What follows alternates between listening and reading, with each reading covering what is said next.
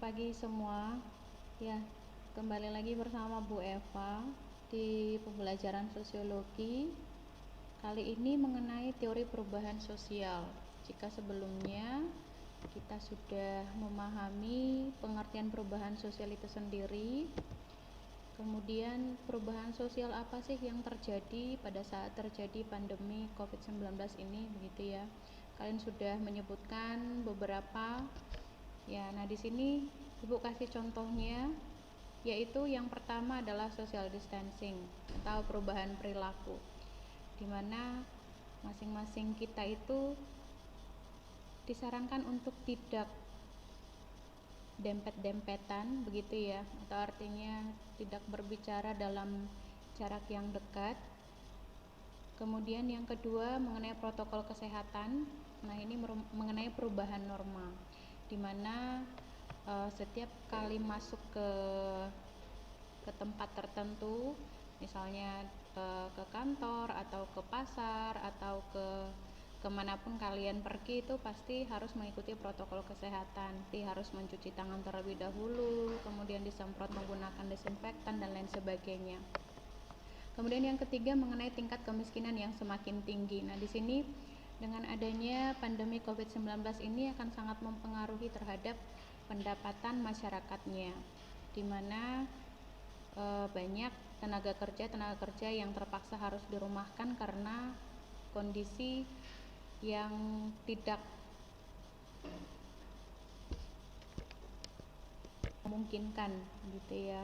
Kemudian yang keempat, perubahan ideologi. Nah, di sini ada sebagian kelompok yang tidak percaya dengan adanya COVID-19 ini.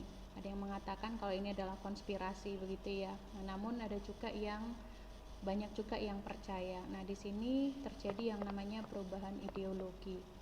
Kemudian yang kelima itu mengenai perubahan mode. Nah, di mana-mana semua orang itu menggunakan masker, dan itu merupakan bentuk kepatuhan terhadap protokol kesehatan yang disarankan oleh pemerintah kita, seperti itu. Dan masih banyak lagi perubahan-perubahan sosial yang terjadi pada saat terjadi pandemi COVID-19 ini. Nah, sekarang kita akan fokus ke teori perubahan itu sendiri. Nah, dalam perubahan sosial juga ada teori-teori yang mendasari. Nah, tujuan daripada pembelajaran kita hari ini mengenai beberapa fenomena perubahan sosial dengan teori dan cara pandang yang tepat. Jadi kita diharapkan mampu menganalisis beberapa fenomena perubahan sosial tersebut dengan teori dan cara pandang yang tepat. Nah, teori perubahan sosial itu sendiri terbagi atas 3 bentuk. Teori yang pertama disebut dia dengan teori evolusi siklus atau memutar. Nah, kita bahas satu persatu. Di mana teori yang pertama itu disebut dia dengan teori evolusi atau tetap dan lambat. Nah, teori evolusi atau tetap dan lambat ini menggambarkan pola pertumbuhan dan perkembangan masyarakat serta kebudayaannya seperti organisme, berkembang secara perlahan-lahan, mulai dari tahapan yang penting atau sederhana menuju tahapan yang paling sempurna atau terspesialisasi. Prosesnya melalui bentuk-bentuk berikut.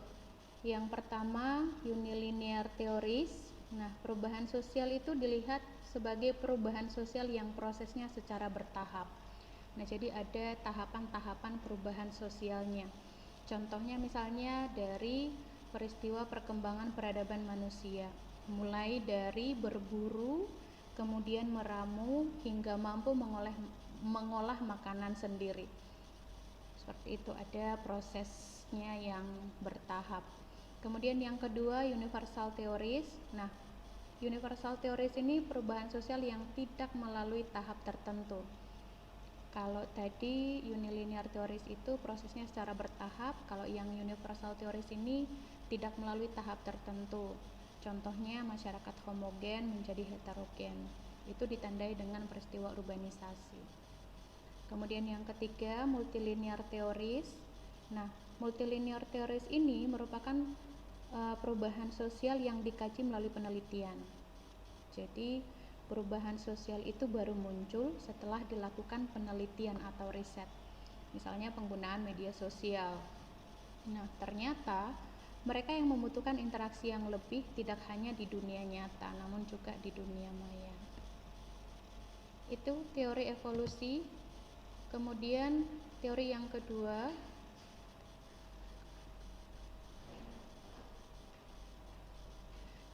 disebut dia dengan teori linear atau perkembangan. Nah, tanda-tandanya itu perubahan sosial ini mengarah pada titik tujuan tertentu. Misalnya sejarah perjuangan kemerdekaan Indonesia. Dimulai dari berkembang dari masyarakat terjajah, kemudian memperjuangkan kemerdekaannya, kemudian hingga sampai sekarang kita mempertahankan kemerdekaan. Jadi ada perubahan yang mengarah pada titik tujuan tertentu. Seperti itu. Jika kita bisa melihat gambarnya di sini, ya, dari tanda panah bawah, berangkat dari tanda panah bawah atau dari bawah begitu ya, dimana dulu kita berada pada posisi masyarakat yang terjajah, kemudian hingga sampai ke menjadi masyarakat yang memperjuangkan kemerdekaannya, hingga sekarang mempertahankan kemerdekaannya, tetap seperti itu ya. Kemudian teori siklus atau memutar.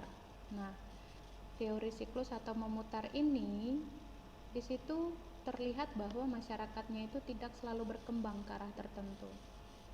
Nah, perubahan sosialnya itu tidak dapat diarahkan atau direncanakan. Beda dengan teori linear tadi, dia jelas tujuannya, jelas titiknya begitu ya. Kalau untuk yang teori siklus, dia memutar, kadang ke bawah, kadang ke atas, kemudian kembali lagi ke bawah. Nah, kita bisa melihat ini gambarnya ya. Jadi dia memutar dari bawah, kemudian ke atas, kemudian kembali lagi ke bawah, dan ke atas lagi, begitu seterusnya. Nah, contohnya ini misalnya tren fashion. Nah, berkembang tidak mengikuti tujuan tertentu, namun tren. Misalnya ada beberapa tren sekarang yang kembali ke gaya klasik atau gaya misalnya kalau dulu ada model celana itu celana komprang ya. Kemudian muncul celana modelnya itu pensil. Nah, sekarang kembali lagi model celananya. Begitu juga dengan gaya rambut. Kalau gaya rambut itu kembali lagi ke model zaman dulu begitu ya. Nah, itu bisa saja berubah lagi trennya sesuai dengan selera masyarakatnya ya. Nah, itu pembahasan mengenai teori-teori dalam perubahan sosial. Ibu berharap kalian bisa memahami apa yang Ibu sampaikan. Jika ada yang mau ditanya, mungkin bisa nanti Ibu di chat melalui line ya, dihubungi. Mungkin di materi yang ini saya kurang paham Bu, coba dijelaskan lagi, seperti itu silahkan. Oke, itu 3 teori perubahan sosial yang bisa Ibu jelaskan.